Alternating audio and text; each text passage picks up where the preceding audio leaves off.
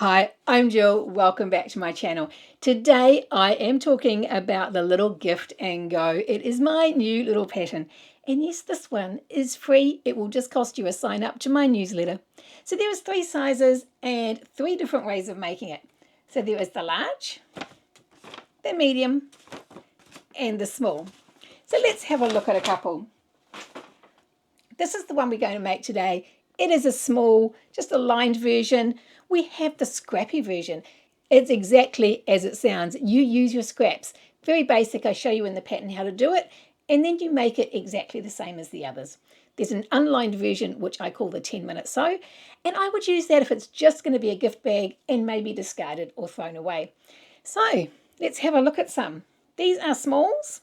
That's got the ribbon on it that doesn't. So it can be used as a server, whatever. And this is the medium.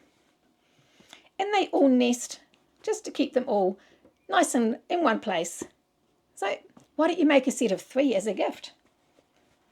Nest them, roll the top on the big one, and it's a perfect gift.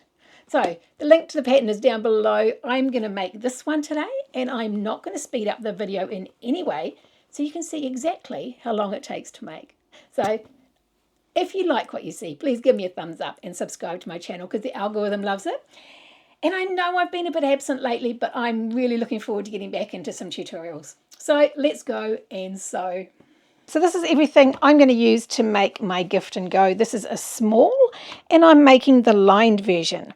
So I have done 2 layers of very thin non-woven on both. I prefer to use a thicker one and just use one, but I didn't have any left, and I've got 2 bits of ribbon. Now you don't need to put the ribbon. This is for a gift one if you're using the ribbon, or you can just leave it without. So I'm not going to speed anything up here because I want you to see exactly how quick these are to make. So I'm going to put both of these right sides together and sew down these 2 short ends.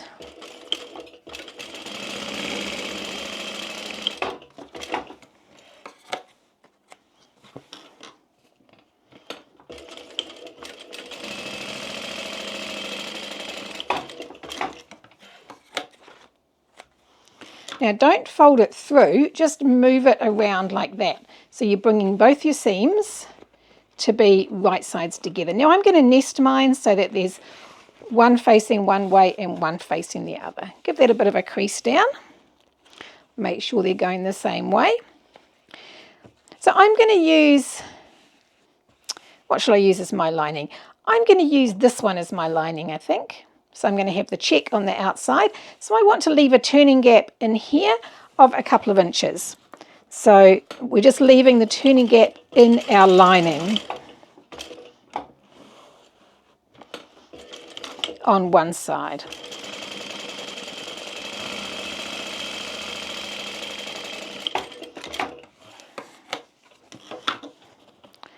And the other side we sew completely.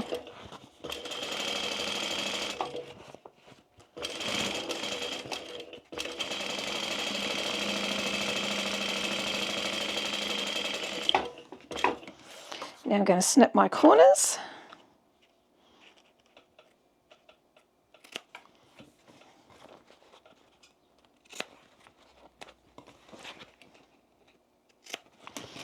And you definitely get a nicer finish if this seam is open.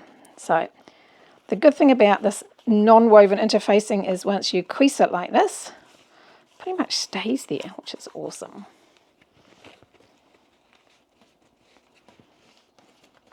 Of course I was a bit short, so it's not exactly covering that side.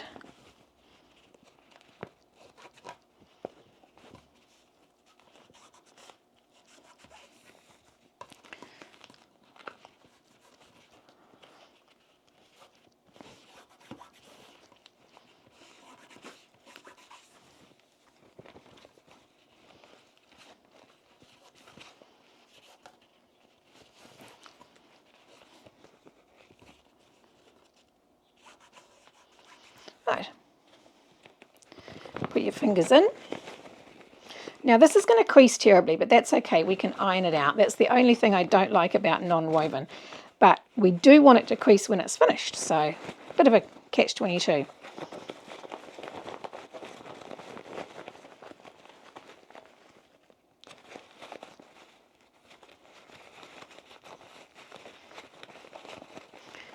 other corner.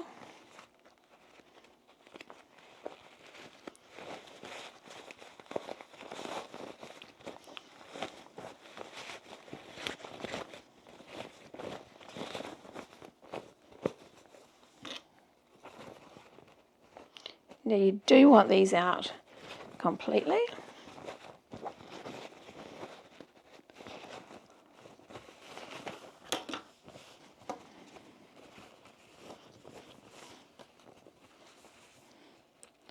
So now we want to close our joining gap or our turning gap. Now if you sew this by hand, it could always be reversible.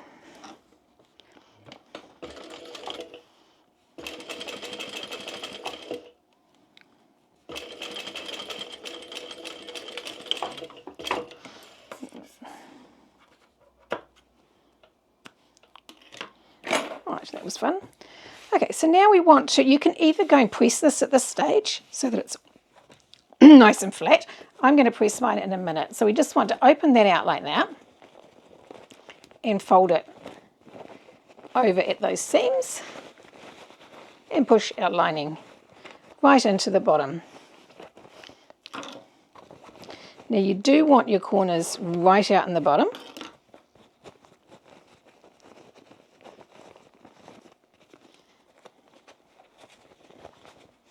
Give that a bit of a roll around at the top and just sew around the top.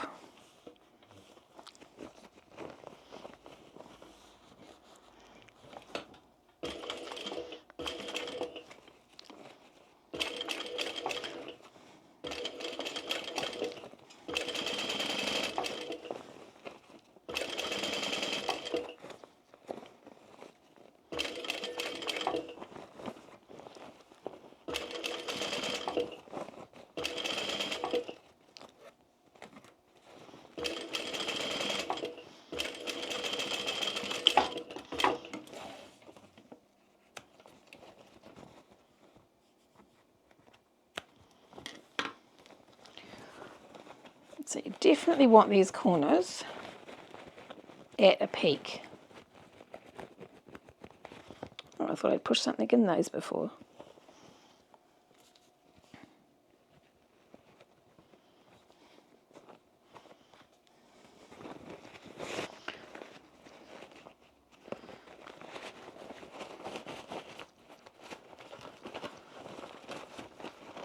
So I'm using this one as a snack bag, so that's why I want it really nicely interfaced, because it is going to be serving. So push those right out into the corners and you'll see why in a second. So now we just want to close the bag like that, so we're bringing it so that the seams meet, and just close it down like that. Just keep working it until that point falls over and comes in line with your seam.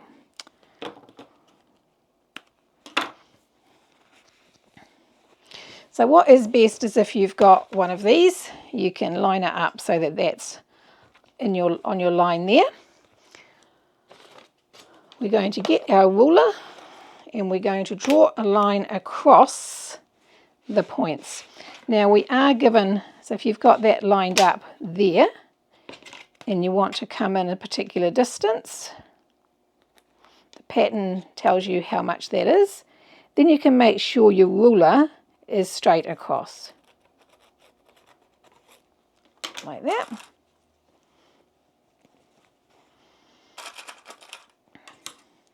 I think I have over interfaced this one just a little bit.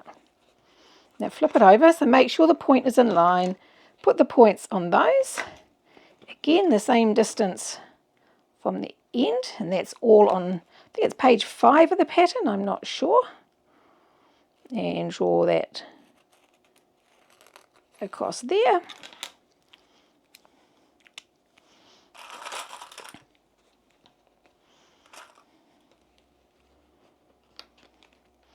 Now what we're going to do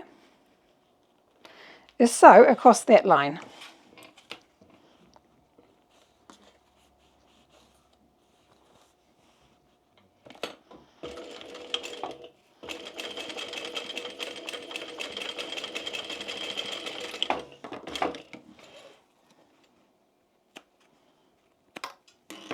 flip it down and sew across the other one. Making sure everything is perfectly flat.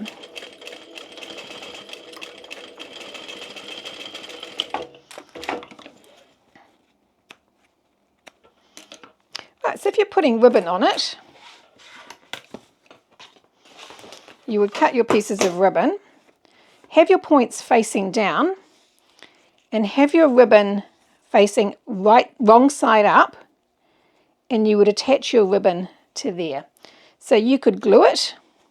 Actually, let's put a ribbon on it. I can always take the ribbon off. Put a bit of glue on there. Glue's good because then it stops the ribbon fraying out as well. Now, if you're putting an embellishment on, like there's embellishment shapes, you would put that on this side, right opposite the ribbon. So then we put the ribbon on the other side.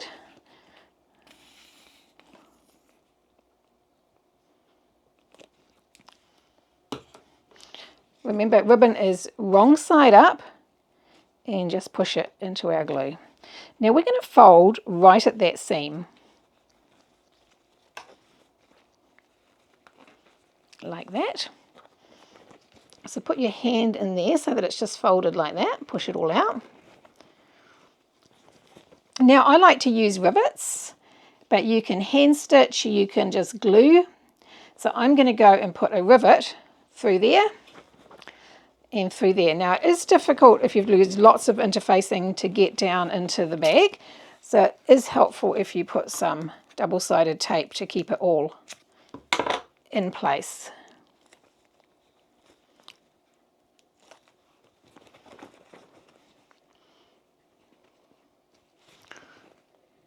Like that.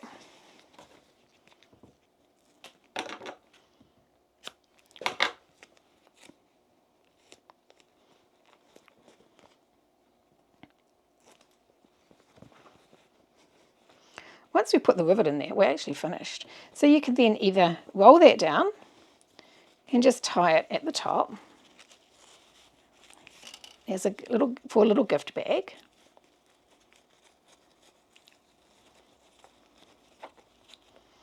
I'm terrible at tying bows. If you've got tips to tying bows, please let me know in the comments because I am terrible at it. Right, so there's a bow, that's your little gift bag. And if you've used the embellishment, you could have a heart or something like that there. I'm going to put the rivet in there in a minute. And then if you're using it as a serving bag, you simply roll that down like that. And it's like that. So the other thing you can do if you're using it as a serving bag and you've got the ribbon in it is you can just tuck the ribbon up in there. That's the other good reason about having lots of interfacing in it, because it stays where it's put. And then you can have your sweets and things all in them. I will go put my rivets in. So that is as quick as it is to make, and it is very, very quick, very minimal materials, and I'm loving these as little servers without the ribbon on them, but you can do them however you want. So that is the small. That's another small. So that's a scrappy one, very easy with the scraps that's shown in the pattern, and then you make it exactly the same. It's got one of the embellishments on the front. So that's a small as well, and this is a medium.